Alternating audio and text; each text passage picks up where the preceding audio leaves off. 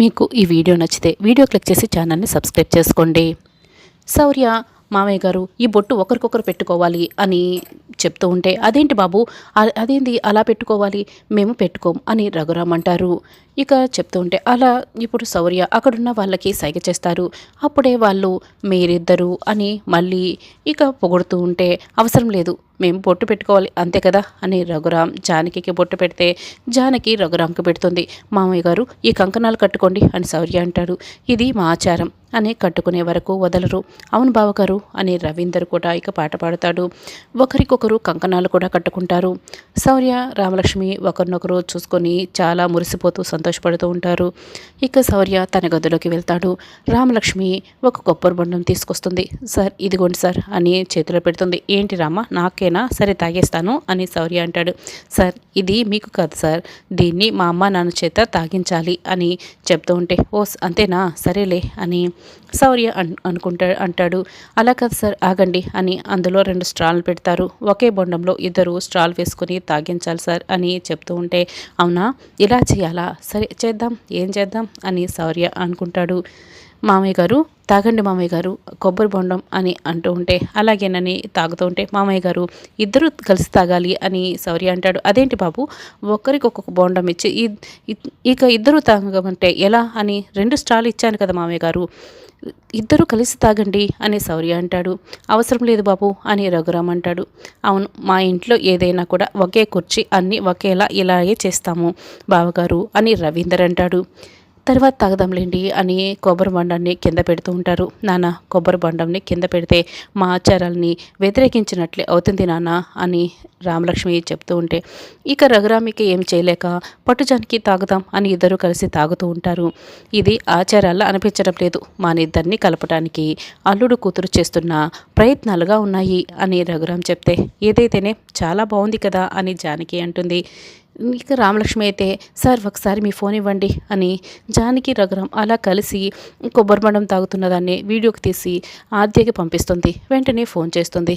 ఆద్య ఆ వీడియోని చూసి ముందు షాక్ అవుతుంది. సరేలే వీళ్ళిద్దరూ కలిసి ఉన్నారు, చాలా సంతోషంగా ఉన్నారు అని ఆ వీడియోని అయితే చాలా సంతోషపడుతూ చూస్తూ ఉంటుంది. ఏంటి మేడం నేను పంపించిన వీడియో చూసారా, అమ్మా నాన్న కలిసి కొబ్బరి బొండం తాగుతున్నారు, ఎవరో ఏదో వాళ్ళు విడిపోతారు, కుట్ర చేస్తున్నారు పెదనాన్న అది ఇది అని మాట్లాడావు, వాళ్ళని ఎవ్వరు కూడా విడదీయలేరు, ఇది నేను చేస్తున్న ప్రయత్నాలు ఆరంభం మాత్రమే, ఇంకా ఇంకా చాలా చేస్తాను, వాళ్ళని కలిపే తీరుతాను, బాయ్ ఆద్య అని రామలక్ష్మి ఫోన్ పెట్టేస్తుంది. రామ అని ఆద్య పిలుస్తున్నా కూడా రామలక్ష్మి అయితే ఏం పట్టించుకోకుండా ఫోన్ కట్ చేసేస్తుంది. ఇక ప్రభాస్ ఫ్రెండు ప్రవళిక అందరూ ఒక చెట్టు దగ్గర వెయిట్ చేస్తుంటారు. అప్పుడే అస్మిత అక్కడికి వస్తుంది. ఎవరు మీరు, ఎందుకు నన్ను పిలిపించారు, నాతో మీకేంటి పని అని అస్మిత అడుగుతూ ఉంటుంది. మనం ఇద్దరము ఫ్రెండ్స్ అస్మిత, ఎందుకంటే మన శత్రువులు మ్యాచ్ అయ్యారు కదా అందుకే అని ప్రవళిక అంటుంది. ఎవరు నా శత్రువు అని అస్మిత అడుగుతూ ఉంటుంది. ఇంకెవరు, రామలక్ష్మి అని ప్రవళిక అంటుంది. మరి మీ శత్రువు అని అస్మిత అడుగుతుంది. నా శత్రువు ఆ రఘురామ్ అని ప్రవళిక అంటుంది. మరి ఇద్దరు శత్రువులు ఒకటే ఎలా అవుతారు అని అస్మిత అడుగుతుంది. చూడు రామలక్ష్మి కాపురం కూలిపోయిందనుకో, శౌర్య నీ సొంతమవుతాడు, జానకి దూరం అయిపోతే అప్పుడు రఘురామ్ కుల్లి ఏడుస్తుంటాడు. ఇటువైపు కూతురు కాపురం, అటువైపు భర్తకు దూరమైన జానకి, ఇద్దరూ దూరమైపోయి ఆ రఘురామ్ బాధపడుతూ ఉంటాడు అని ప్రవళిక అంటుంది. అదేదో మీరే చేసుకోవచ్చు కదా, నాతో మీకేంటి పని, ఇప్పుడు రామలక్ష్మి విషయంలో మీరు నాకు సహాయం చేస్తే మీకొచ్చే లాభం ఏంటి అని అస్మిత అడుగుతూ ఉంటుంది. ఆ రఘురాము మొక్క కాదు మాను, అందుకే ఇటు నుంచి అటు నుంచి అన్ని వైపుల నుంచి నరుక్కుంటూ రావడానికి నేను నీతో చేతులు కలుపుతున్నాను అని ప్రవళిక చెప్తుంది. అందుకే ఇప్పుడు కూతురు కాపురం చూడలేక భార్య దూరం అయ్యి 2 విధాలుగా కుంగి కుసించిపోవాలి, అప్పుడే నా పగ చల్లారుతుంది అని ప్రవళిక అంటుంది. అయితే నన్ను రానివ్వరు కదా, ఎలా వెళ్ళటం అని అస్మిత అడుగుతుంది. నా దగ్గర ఒక ప్లాన్ ఉంది అని ప్రవళిక అంటుంది. ఇక అస్మిత జెన్నీ ఆంటీ వేషంలో ప్రమీల వాళ్ళ ఇంటికి వస్తుంది. కారు దిగుతుంది. ప్రమీ అని పిలుస్తూ ఉంటుంది. జెన్నీ ఆంటీ అంటూ ప్రమీల అస్మితని హక్ చేసుకుంటుంది. అంతకుముందు జరిగిందంతా కూడా చూపిస్తూ ఉంటారు. ప్రవళిక నా దగ్గర ఒక ప్లాన్ ఉంది అని ఆ ప్లాన్ని అస్మితగా చెప్తుంది. వెంటనే అస్మిత ప్రమీలకి కాల్ చేస్తుంది. జానకి రఘురామ్ కొబ్బరి బొండంని తాగుతూ ఉంటారు. అప్పుడే ప్రమీలకి ఫోన్ వస్తుంది. పక్కకు వస్తుంది. చెప్పమ్మా అస్మిత అని అడుగుతుంటే, ఎవరు అస్మిత, నా పేరు జెన్నీ ఆంటీ అని చెప్తూ ఉంటే, అదేంటి నేను కదా నీకు ఆంటీని, నువ్వు నన్ను ఆంటీ అని పిలుస్తావు, మరి నువ్వు ఆంటీ అంటున్నామేంటి అని ప్రమీల అడుగుతూ ఉంటుంది. చూడండి, ఇప్పుడు నేను జెన్నీ ఆంటీగా అక్కడికి వస్తున్నాను. అస్మితగా చేయలేనివన్నీ కూడా నేను మీ ఇంట్లో ఉండి అక్కడ మొత్తం పనులన్నీ చేసేస్తాను. శౌర్యని రామలక్ష్మిని వేరు చేసేస్తాను. గోవా నుండి జెన్నీ ఆంటీ వస్తుంది, కొద్ది రోజులు ఇక్కడే ఉంటుందని మీ ఇంట్లో వాళ్ళకి చెప్పండి.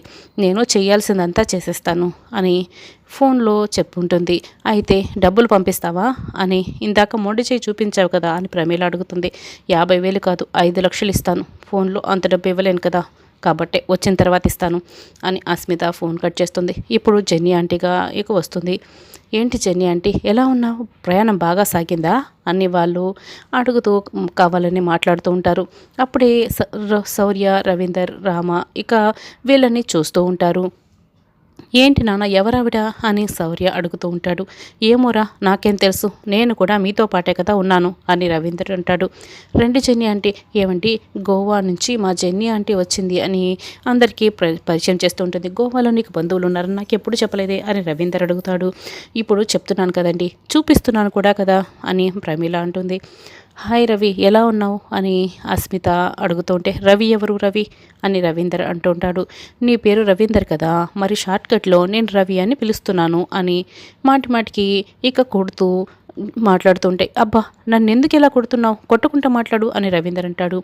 అన్నట్లు నీ పెళ్ళికి రమ్మని మీ అమ్మ చాలాసార్లు చెప్పింది, నేను రాలేకపోయాను. మనోడా అని రా అని శౌర్య ఆశీర్వాదం తీసుకో అని ప్రమీల అంటుంది.